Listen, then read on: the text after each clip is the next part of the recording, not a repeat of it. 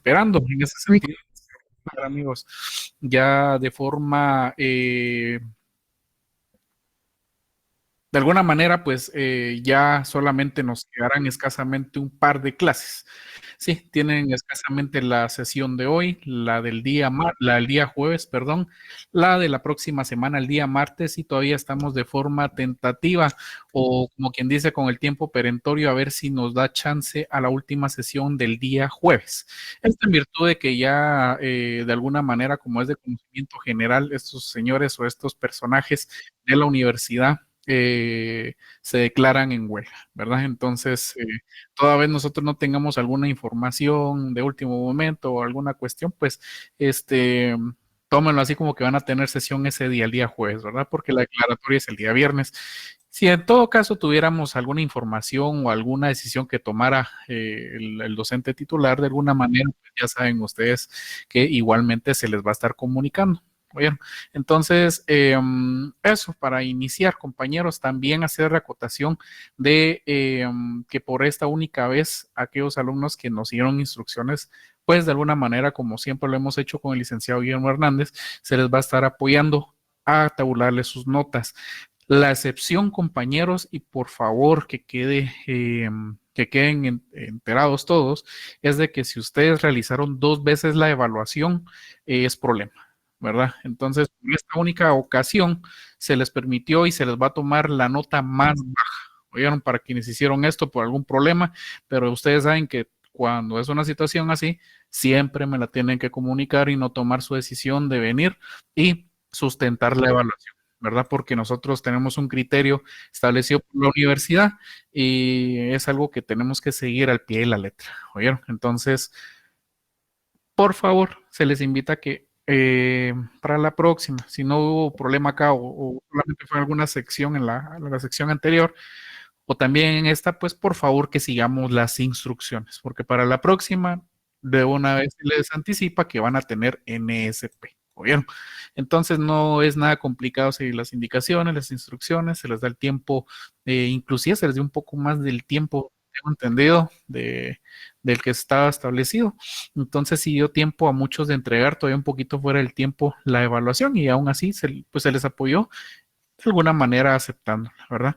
Entonces, compañeros, simple y sencillamente sigamos las instrucciones. Con ustedes no hubo tanto problema, tuvieron buena nota, sí es cierto, pero sigamos las instrucciones, ¿oyeron? Porque el sistema para la próxima ocasión no les va a pasar esta información, ¿verdad? Porque el licenciado Guillermo Hernández es el que se encarga de verificar poco a poco ahí cómo es que van ahí ustedes con eso y eso es lo que nos trae problemitas muchas veces a nosotros, inclusive a mí en la jornada vespertina. ¿Verdad? Miren, ahorita hay un chico que tiene un problema de que entregó según su evaluación y que está diciendo que sí, que yo la entregué, que aquí y allá y tengo video y todo. Pero compañeros, vean, es el ejemplo más sensato. Ahorita les cedo el uso de la palabra al licenciado Guillermo Hernández. Por lo menos con nosotros, si ustedes tienen este problema en la tarde, y es para que lo tomen en consideración, amigos, nosotros no podemos aceptarles este tipo de pruebas.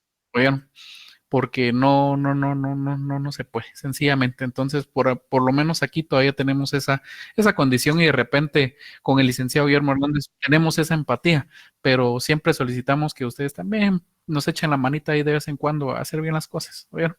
Para no tener este problema, porque miren, ahora el patojo tiene que sacar su evaluación sobre 40 puntos, ¿verdad? Entonces, son las reflexiones a las que yo les llamo, ¿verdad, amigos? Porque les aprecio bastante, a todas las 3 secciones les aprecio por igual, pero nunca está de más hacerles estos comentarios para que sigamos siempre las instrucciones. Oigan, y primeramente Dios les va a ir muy bien.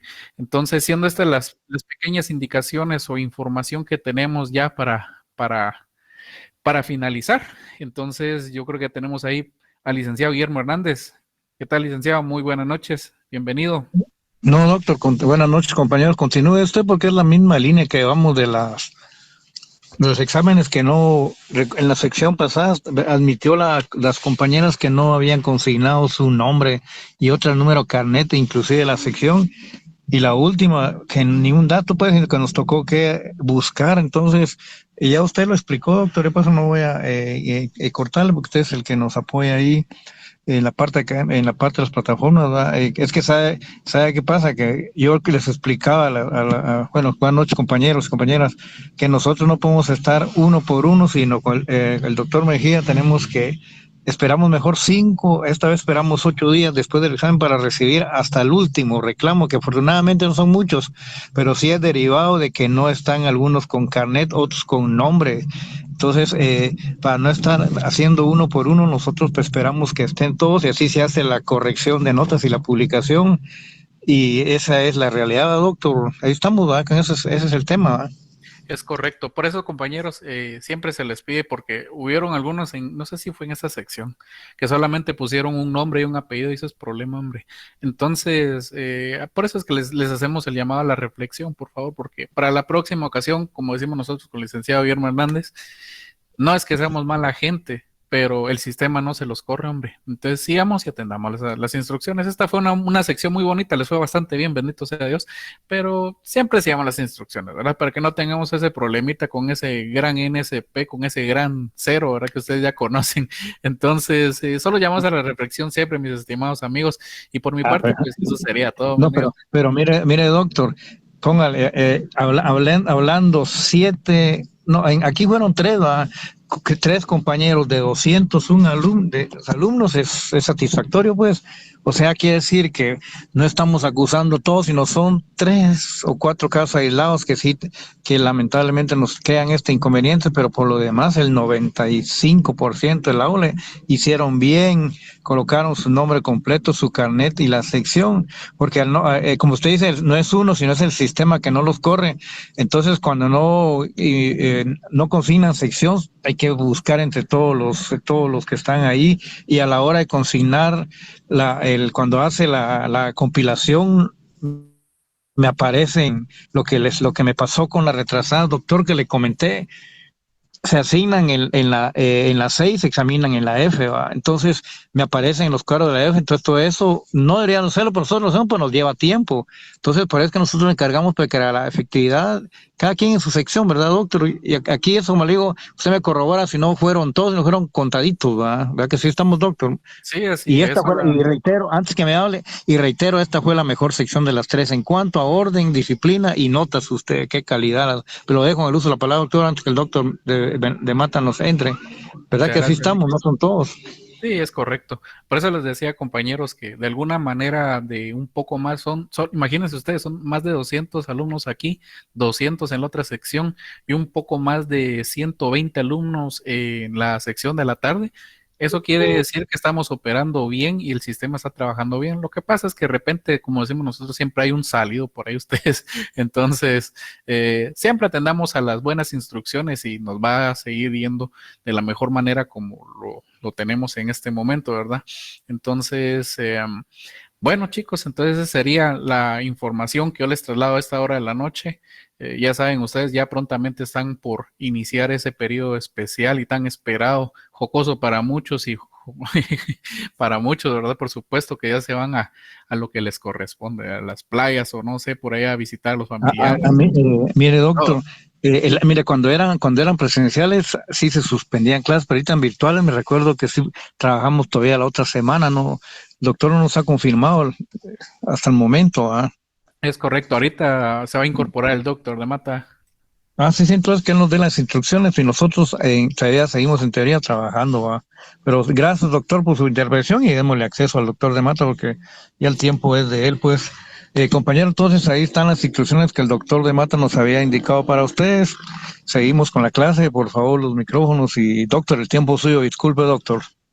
Muchísimas gracias. Vamos entonces a iniciar con la sesión de clases del día de hoy en atención a la agenda que les hicimos llegar respecto del tercer elemento positivo del delito, que denominamos antijuricidad o antijuridicidad. Sin embargo, había quedado pendiente pues explicar pues detenidamente algunas formas de los tipos penales, que fue lo último que a la carrera tratamos en la sesión anterior, pero me parece que sí es de superlativa importancia que lo expliquemos más despacio. Así es que voy a empezar por esto y luego pues abordamos el tema que teníamos para la sesión de hoy. Muy bien. En cuanto a la tipicidad como segundo elemento positivo del delito, dijimos que básicamente teníamos que diferenciar y establecer pues claramente a qué se refería la terminología que pudiera en un momento pues confundirse la misma, porque pues hablar de tipicidad o de tipificar, por ejemplo, y tipo, pues suenan parecidos. Sin embargo, quedamos que la tipicidad es el segundo elemento positivo del delito. Y tipicidad se refiere o significa el encuadramiento de la conducta humana delictiva al molde abstracto que describe la ley como delito. Ese molde abstracto que describe la ley como delito es lo que se llama tipo o tipo penal. ¿Qué es el tipo penal? El tipo penal es la descripción abstracta que hace el legislador de cada uno de los tipos penales. Y pusimos como ejemplo, digamos, el artículo 123, que se refiere al homicidio simple, y que es el primer tipo penal que presenta la parte especial del Código Penal. Y dice homicidio simple. Comete homicidio simple el que diere muerte a una persona. Y el responsable será castigado con una pena de prisión de 15 a 40 años. Eso se llama tipo penal. Tipo penal. Ahora bien, la tipicidad es el encuadramiento de una conducta humana a ese molde abstracto que describe el legislador como tipo. Y ahora, ¿qué es tipificar? Tipificar es un ejercicio, es una actividad que realiza el órgano jurisdiccional, el juez, los jueces, cuando les presentan una conducta o un hecho delictivo. El juez lo que hace es advertir si ese hecho que les presentan o esa conducta delictiva que les presentan se encuadra o se enmarca en ese molde abstracto que describe la ley como delito. Esa actividad es a la que denominamos tipificar. Entonces tenemos claro qué es tipicidad como elemento positivo, qué es tipo y qué es tipificar. Muy bien, ahora estábamos en la última sesión de clase tratando de explicar que hay diferentes clases de tipos penales. Es más, si vemos la doctrina en la bibliografía, vemos que hay una variedad de clasificación de tipos penales. Sin embargo, por razones de tiempo, nos vamos a dedicar a explicar con precisión y claridad sobre los tipos penales que para el efecto establece la legislación penal guatemalteca. De tal manera, pues, que en la legislación penal nuestra se habla de tipos dolosos, tipos culposos y tipos preterintencionales. Es decir, tipos penales dolosos, tipos penales culposos, tipos penales preterintencionales. Expliquémoslos. ¿Cuáles son los tipos penales dolosos? ¿Qué es el dolo? Dolo, decimos que son las conductas que conllevan el propósito deliberado de lesionar o de poner en peligro un bien jurídico tutelado.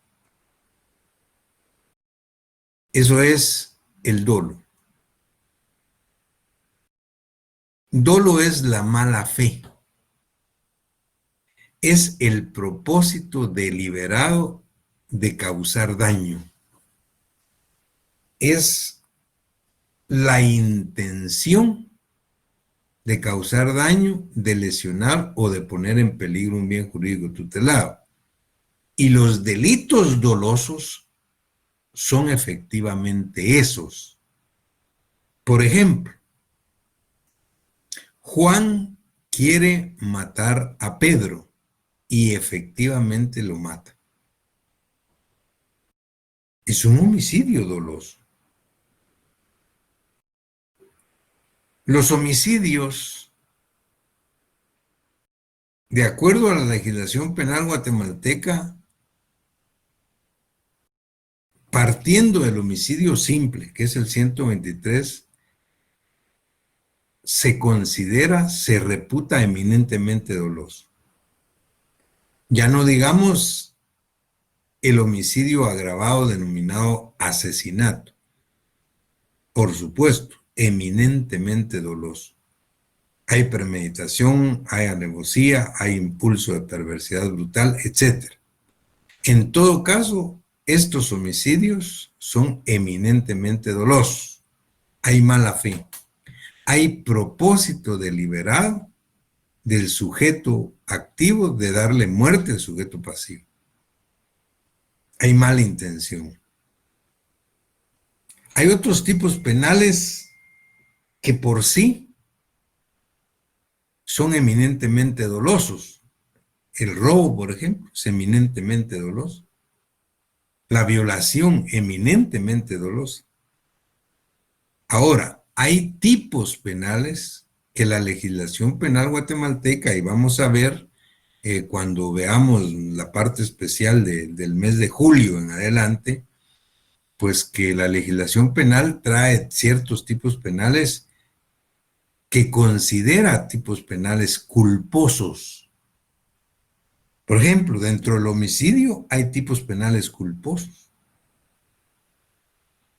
¿Cuáles son los tipos penales culposos? Los dolosos son aquellos en los que hay mala fe, en los que hay propósito deliberado de causar la muerte del sujeto pasivo. Contrario censo, en los homicidios culposos no hay mala fe, no hay propósito deliberado de causar la muerte del sujeto pasivo. ¿Y qué es lo que pasa? Lo que pasa es que no habiendo la intención de causar la muerte del sujeto pasivo, en un momento determinado, ésta se produce por imprudencia, por negligencia o por inicia del sujeto activo. En todo caso, tal vez lo más importante es que vayamos primero a explicar que de acuerdo al artículo 11 del Código Penal que habla de delito doloso, hay delitos dolosos donde se dice que el dolo es directo.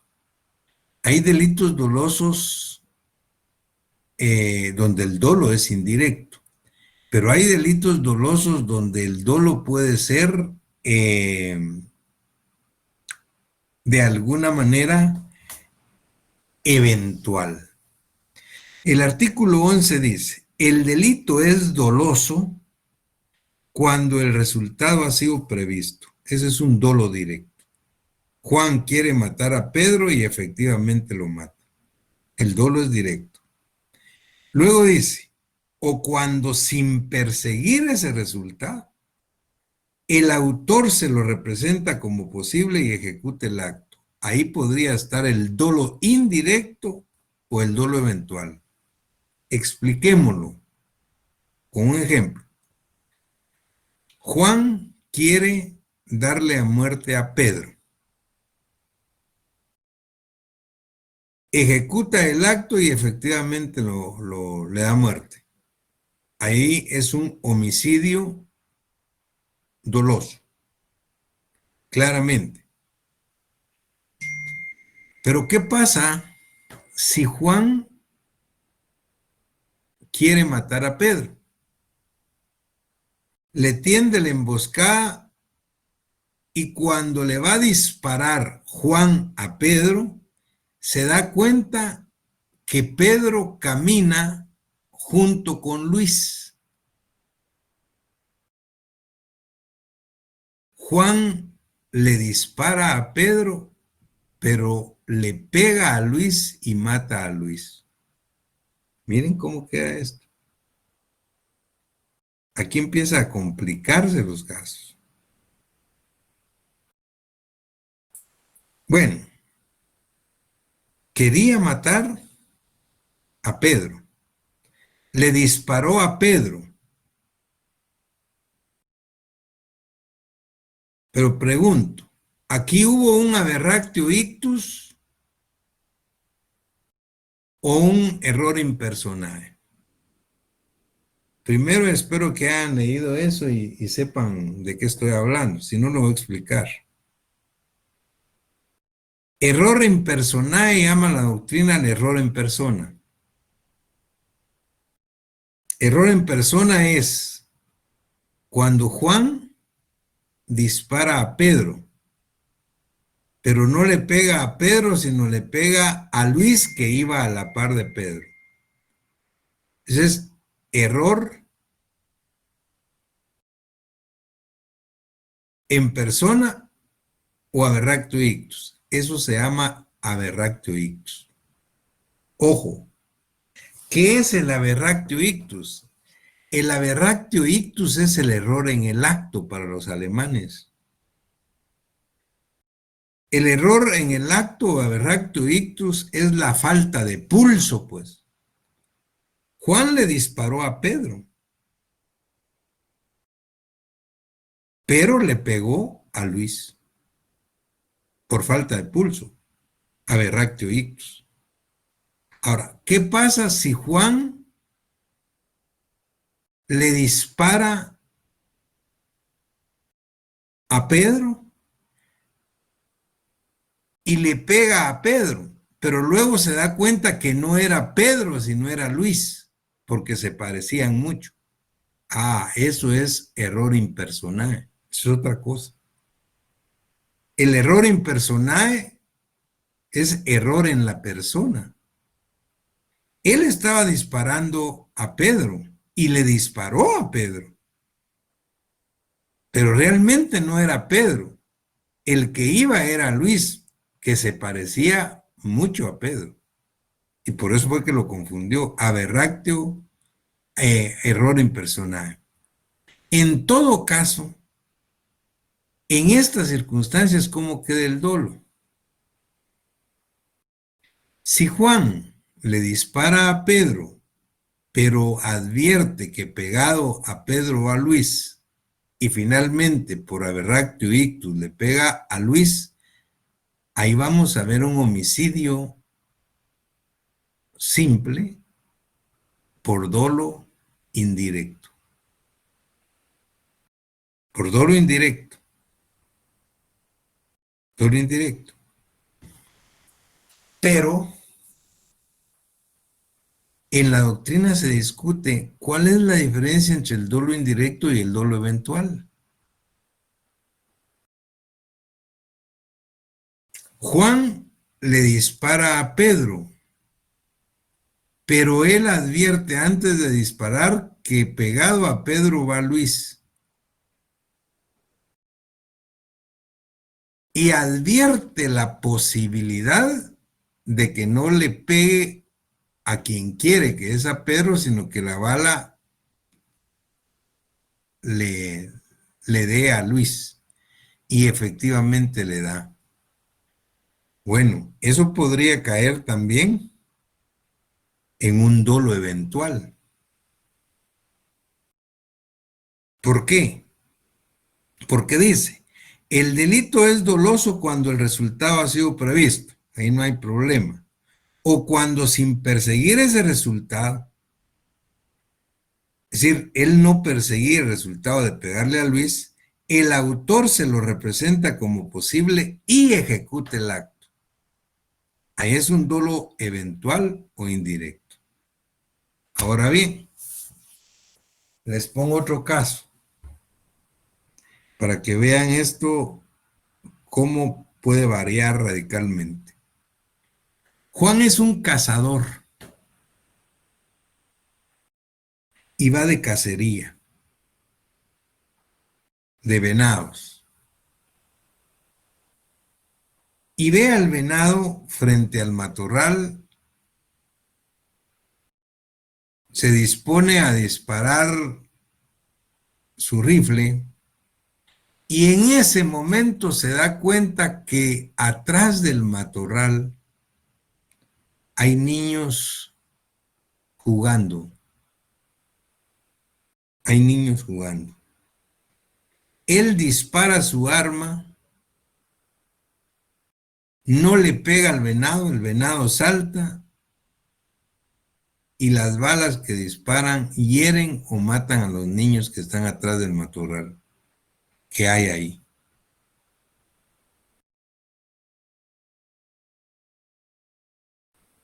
La discusión es si se trata o no de en primer lugar, de un homicidio simple o de un homicidio culposo.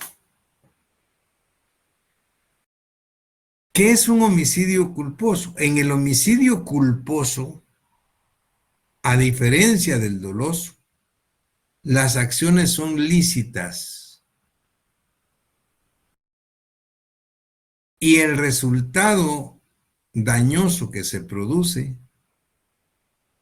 es por imprudencia, por negligencia o por impericia. Pero las acciones son lícitas. Es un delito culposo, dice el artículo 12 del Código Penal. El delito es culposo cuando con ocasión de acciones u omisiones lícitas, legales, se causa un mal por imprudencia, negligencia o impericia. Los hechos culposos son punibles en los casos expresamente determinados por la ley. O sea, la diferencia entre un delito doloso y culposo en principio es que en el delito culposo las acciones del sujeto activo son legales. Entonces la discusión que se tiene en el caso del venado ¿es legal, es lícito ir de cacería de venados? Bueno, si no hay prohibición expresa de la ley, pues por razones de conservación de especie, pues es legal. Muy bien, iba legal. Hasta ahí va legal. Ahora, ¿qué pasa cuando él ve a los niños jugando detrás del matorral donde está el venado? ¿Qué pasa? Y ahí está la discusión en la doctrina. ¿Es legal ir a cazar venados y dispararle al venado? Pero cuando él ve a los niños atrás del venado, del matorral donde está el venado, y dispara y no le pega al venado, sino a los niños, ¿eso será legal? Gran parte de la doctrina dice, en principio,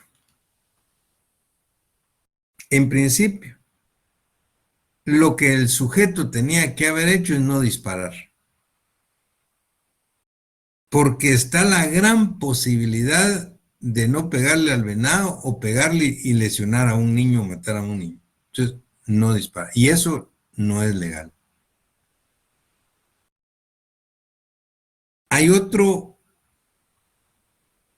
grueso de doctrina que todavía es un examen pues mucho más profundo. Y dice, primero había que preguntar si el cazador vio o solo oyó a los niños. Fíjense qué profundo, qué interesante. No es lo mismo que él haya visto al venado y oyó bulla de niños. Eso es una cosa. Eso es un homicidio culposo si le dio a los niños. Pero si él vio al venado y vio y oyó a los niños, eso es otra cosa. Porque ahí sí hay dolo de muerte indirecto, si le pega a los niños. Él los vio, él los oyó. Contrario es que solo haya visto al venado, que oyó voces de niños, pero no vio a ningún niño ni sabía dónde estaba. Vean entonces cómo en la práctica forense se complican los casos. Y por eso es que hay que leer mucho y tener, por eso les decía, siempre sus exámenes tienen que tener sus libros, sus códigos, sus leyes, y haberlos estudiado antes. No pueden ir a estudiar el examen, no les da tiempo. Ahora, lo que es cierto es que en el delito culposo el actuar es lícito. Típico caso de delitos culposos son los accidentes de tránsito, les dije la vez anterior. Todos los accidentes de tránsito que vemos todos los días en la ciudad o en cualquier parte del mundo, esos accidentes de tránsito son culposos. ¿Por qué? Porque manejar vehículo o moto o lo que sea, eso es legal. Ahora, si se produce el accidente del cual alguna persona puede quedar lesionada e incluso algunas otras pueden perder la vida, eso se da por imprudencia, por negligencia o por impericia, pero no porque se quería causar. No porque se quería causar. Es otra cosa. Ahora bien, eso no quita de que alguien manejando un carro con propósito deliberado de matar a otro, lo vaya a atropellar con el carro y le dé muerte. Ah, pero es que ahí no es accidente de tránsito. Eso se llama asesinato. Ahí hay premeditación, ahí hay alevosía. Ahora vean ustedes, ¿cuál es la diferencia entre un homicidio culposo y un homicidio doloso? La diferencia es mucha. Los homicidios culposos se castigan con 2 o 5 años de cárcel y hay toda una serie de beneficios. Los homicidios dolosos, como el asesinato, son 50 años de cárcel. La diferencia es enorme, pues. Hay que estar claramente, saber de qué se trata. Y eso es lo delicado. El derecho penal es apasionante, pero es delicado, pues. No se puede estar jugando con la libertad y con la vida de la gente, ¿no? Entonces vean esto. Lo típico, decía, es que los accidentes de tránsito son por culpa. No hay dolo, pues no hay mala fe. Son por imprudencia, por negligencia, por impericia. Ahora, ¿qué es una y qué es la otra y qué es la otra? La ley no nos explica qué debemos entender por imprudencia, por negligencia, por impericia, pero sí nos lo explica la doctrina y la jurisprudencia, y tratemos de explicarlo. La imprudencia es un obrar activo, donde el sujeto activo del delito hace algo que no debe de hacer, La imprudencia es una acción, pues, donde el sujeto hace algo que no debe de hacer. Contrario sensu a la negligencia. La negligencia es un obrar pasivo, donde el sujeto deja de hacer algo que tiene obligación de hacer.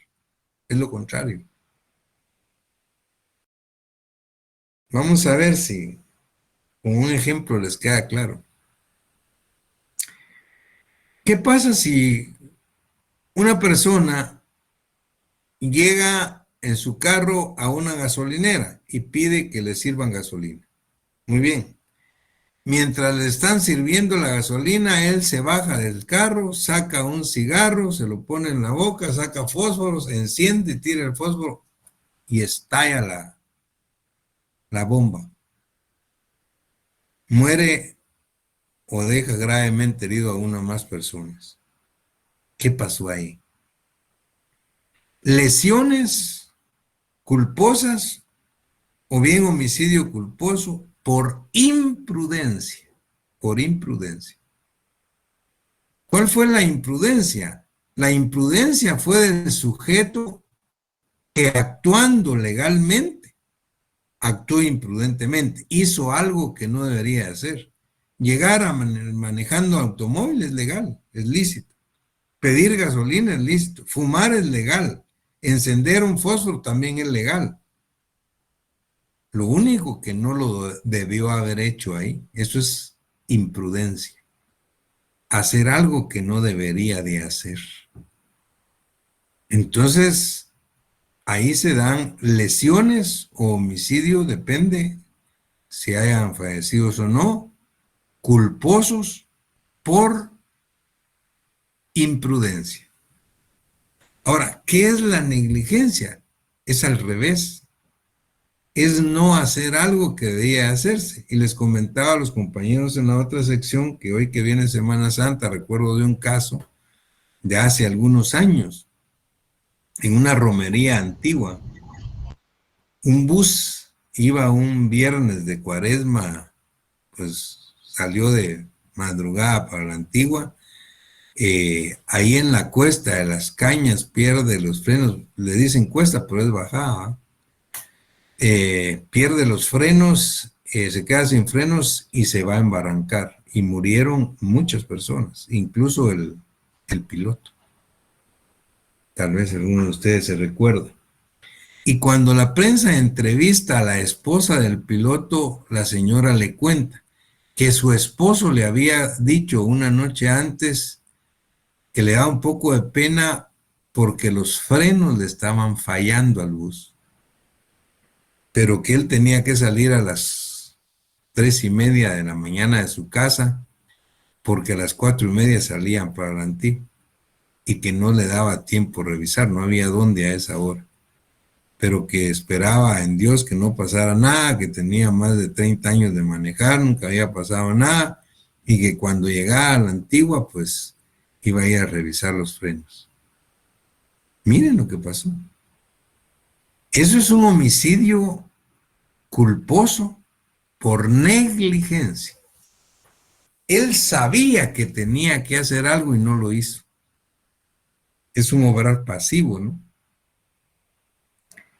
Él no debió haber salido. Si él sabía que estaban fallando los frenos, no debía haber salido, nunca. Pero lo hizo. Eso es un obrar pasivo, se llama negligencia. Pues ahí ven la diferencia entre la imprudencia y la negligencia. La imprudencia es un obrar activo, donde hace lo que no debe hacer. La negligencia es un obrar pasivo, donde no hace lo que debe de hacer. ¿Y qué es la impericia? Bueno, la impericia, hay actos, actividades en la vida que se necesitan no solo de conocimiento, sino de habilidad, de experiencia, de pericia, pues. Alguien que nunca ha manejado un bus con pasajeros, solo ha manejado su carrito de 2, 3 gentes o su pick-up y se lleva un bus con 60 pasajeros. y va a provocar un accidente por impericia. El cirujano que hace una intervención quirúrgica, una operación sin prácticas, sin conocimiento, causa lesiones, o eso es delito culposo por impericia. Lo que sí es cierto es que los delitos culposos no hay propósito deliberado de causar daño, no hay mala fe, no hay mala intención, lo que sí hay en los delitos dolosos. Muy bien, después de esas dos categorías, todavía tenemos una tercera que prevé la legislación penal guatemalteca. Puede ser que estemos ante tipos penales preterintencionales. ¿Qué son los tipos penales preterintencionales? Son aquellos en los que el sujeto activo causa un daño, pero mucho más grave que el que quería causar. Causa un daño mucho más grave que el que, es más, diciéndolo al revés, es delito preterintencional aquel en que el sujeto no tenía la intención de causar un daño de tanta gravedad como el que se produjo. Tenía la intención de causar un daño, pero no tan grave como el que se produjo, que podría ser la muerte de una persona y estaríamos hablando de un homicidio preterintencional. ¿Por qué se dan los delitos preterintencionales? La doctrina dice que los delitos preterintencionales se dan en algún poco porcentaje por exceso en el medio empleado, porque es muy discutible. ¿Qué es exceso en el medio empleado? Bueno, decir, mire, yo no quería matarlo. Ah, no lo quería matar, pero le golpeó la cabeza con una almágana. Pero le dio con un martillo, imagínense. Y ahí está la gran discusión. Si le golpeó la cabeza con un almágano o con un martillo, ¿hasta qué punto puede alegar que no quería matarlo, solo golpearlo? ¿Estamos frente a un homicidio preterintencional que tiene 5 años de cárcel o estamos ante un delito de asesinato que tiene 50 años de cárcel? Miren la diferencia.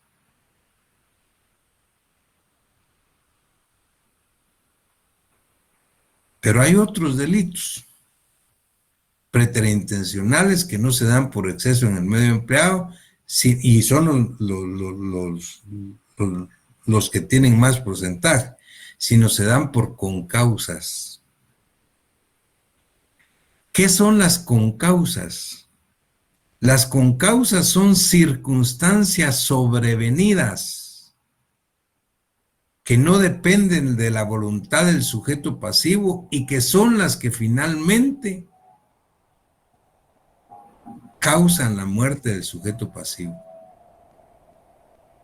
Algunos tratadistas dicen que las concausas son producto de la mala suerte. Son circunstancias que no puede manejar el sujeto pasivo, el sujeto activo, que no están dentro de la esfera de su influencia y que finalmente son la causa que produce la muerte del sujeto pasivo. Por ejemplo, les decía, ¿qué pasa si se trata de dos amigos, dos compañeros de estudio, que principiaron hoy a discutir por un partido de fútbol, el clásico de ayer? Y la discusión se salió de tono y llegaron a agredirse, primero verbalmente y después con puños. Uno de ellos se sintió ofendido porque el otro le tocó la cara y el otro se le fue encima y le dio un golpazo en el pecho. su amigo cae al suelo y ante la mirada atónita de los que estaban ahí, ya no se levantó. ¿Cómo así? Ya no se levantó. Pero es que fue un golpe en el pecho. Sí, pero ya no se levantó. Está muerto. Cuando llega el Ministerio Público, ordena la necropsia a médico legal y el INASIF establece que falleció porque usaba un marcapaso por un aneurisma en la aorta. Y el golpe, ese golpe que no hubiera sido suficiente para darle muerte ni a un niño de 10 años, fue suficiente para darle muerte a él porque le descolgó el marcapaso. Ese marcapaso es lo que se llama concausa, y esta concausa es anterior. Las concausas son circunstancias sobrevenidas que no dependen de la voluntad del sujeto activo, que no las puede manejar el sujeto activo, y que finalmente son las que producen la muerte del sujeto pasivo, como en este caso. Él no sabía que usaba marcapaso. Y él dice, Dios mío, yo no sabía, si yo hubiese sabido, ni lo toco. Me dejo que me den la cara, porque se causó un daño mucho más grave que el querido. Eso es un homicidio preterintencional por una concausa anterior. Pero que quede claro una cosa. Oigan bien lo que les voy a decir. ¿Qué pasa si él sí sabía que usaba marcapaso y lo usó a su favor? Si él sabía que usaba marcapaso y lo usó a su favor, ese homicidio preterintencional se convierte en un asesinato. Y en lugar de 5 años de cárcel, tiene 50 años de cárcel. Miren cómo cambian las cosas. Eso es lo delicado en el derecho penal y en los casos. Pues. Hay que ser muy detallista en cada uno de los elementos.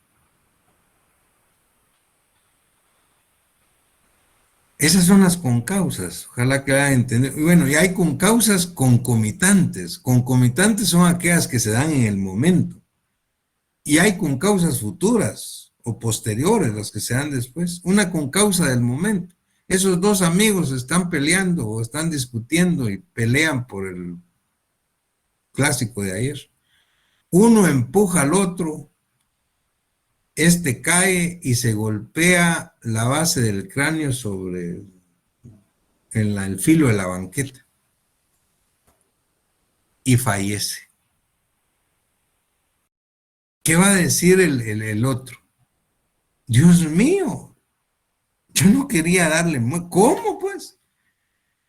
Un daño mucho más grave que lo que yo quería, nada que ver. Era mi amigo, somos muy amigos. Y ahí es donde los autores dicen que las concausas son producto de la mala suerte. Qué mala suerte que cayó con la base del cráneo en la banqueta. Si hubiera caído de nalgas no le hubiera pasado nada, pues. Esas son las concausas. Y hay concausas posteriores que se pueden dar después. De tal manera que en todo caso, los homicidios preterintencionales, los delitos preterintencionales, son esos y nuestro Código Penal lo define en el artículo 26, numeral 6, dice preterintencionalidad, como una atenuante. No haber tenido la intención de causar un daño de tanta gravedad como el que se produjo. Y ya les pues expliqué yo esto. Entonces son los diferentes tipos penales que pueden haber en la legislación penal nuestra. Muy bien, vean qué importante era hablar de esto, pero ya no me quedó tiempo para el tema de hoy, pero lo voy a abordar, aunque sea en los pocos minutos que me quedan, aunque lo termine en la próxima clase.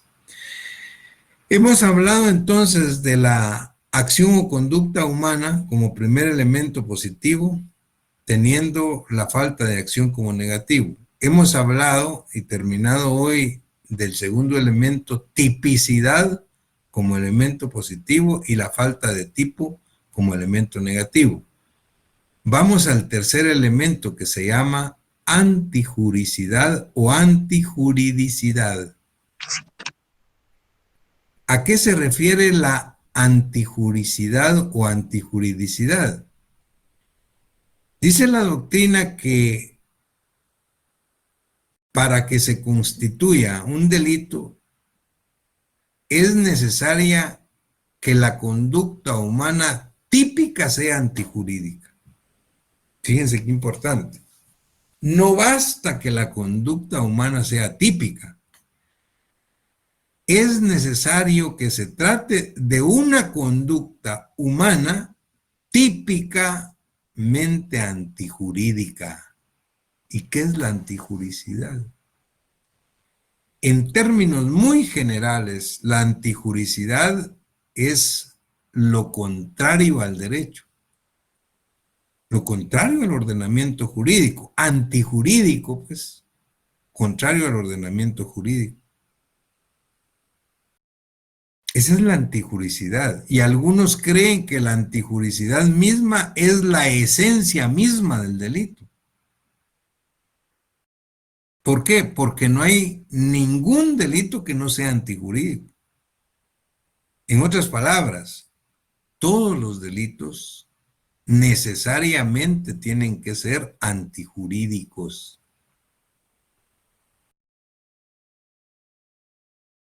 Sin embargo, ojo, puede ser que se trate de una conducta humana típica, pero no típicamente antijurídica, porque aparezca un elemento negativo de la antijuricidad. ¿Y cuál es el elemento negativo de la antijuricidad? Las causas de justificación. Las causas de justificación tienen la virtud de convertir un acto antijurídico en jurídico. O tal vez mejor dicho, tienen la virtud de convertir un acto antijurídico en justo. Cuando aparece una causa de justificación, no es que desaparezca el delito, dicen los tratadistas.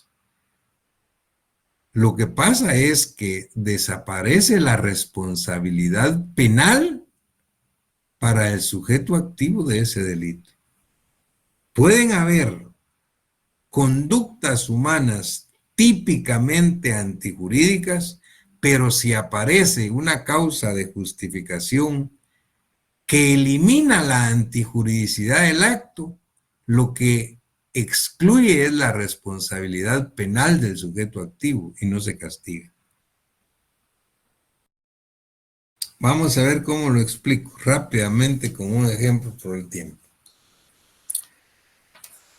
¿Qué pasa si se trata de un sujeto, una persona que vive en un pueblo de nuestra Guatemala, una provincia?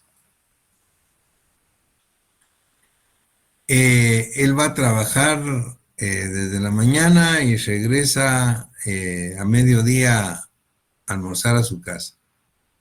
Cuando regresa a las 12 del día a almorzar a su casa, la esposa le dice que han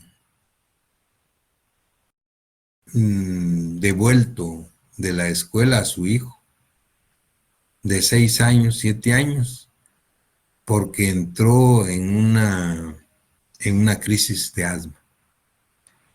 Y que el niño está en ese momento ahí sufriendo una severa crisis de asma, pero lo delicado es que se terminó el medicamento para frenar la crisis. La señora llorando le dice al esposo, mira, anda inmediatamente a la farmacia a traer el medicamento porque se nos muere nuestro hijo. Él sale corriendo para la única farmacia que hay en el pueblo. No hay otra, solo hay una. Y cuando él llega a las 12:30, la farmacia ya está cerrada. El farmacéutico se fue a almorzar y regresa a las 2:30 de la tarde, dentro de 2 horas. Y la próxima farmacia está en el pueblo vecino, a 1 hora de distancia. Y puede ser que esté cerrada.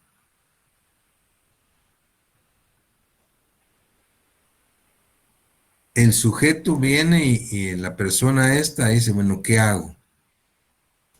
Ante esta situación, él decide romper la puerta de la farmacia. Oigan lo que estoy diciendo. Romper la puerta y sacar el medicamento. Saque el medicamento y lo lleva a su casa. Se lo proporcionan a su hijo y lo salvan. Pero ¿qué pasó ahí? Si analizan la conducta del sujeto, hay una conducta humana típicamente establecida. ¿Por qué típica? Porque lo que él hizo fue un robo. Hay un tipo penal de robo que dice que el robo consiste en el apoderamiento de una cosa mueble total o parcialmente ajena con violencia. El hecho de haber quebrado la puerta o roto la puerta, ¿verdad?, y sacado el medicamento, eso es un robo. Pero ahora veamos si es una conducta humana típica, sí, pero será típicamente antijurídica. Ahí es donde aparece una causa de justificación. Si vemos las causas de justificación del artículo 24, dice, son causas de justificación. En el numeral 2 dice estado de necesidad. Y oigan lo que dice el estado de necesidad. Quien haya cometido un hecho obligado por la necesidad de salvarse o de salvar a otros de un peligro, no causado por él voluntariamente ni evitable de otra manera, siempre que el hecho sea en proporción al peligro. Esta exención se extiende al que causare daño en el patrimonio ajeno, si concurren las condiciones siguientes. A. Realidad del mal que se trate de evitar. B. Que el mal sea mayor que el que se cause para evitarlo. Y C. Que no haya otro medio practicable y menos perjudicial para impedirlo. Oigan esto.